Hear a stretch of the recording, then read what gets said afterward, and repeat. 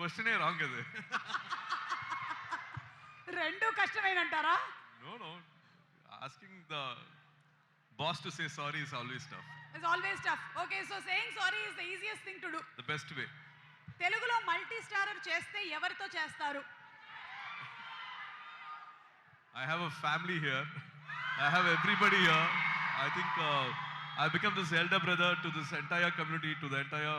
I think we have a family here, so I have lot of brothers who can, I can just join hands with. Super అండి, super. Vijay, ఒక question.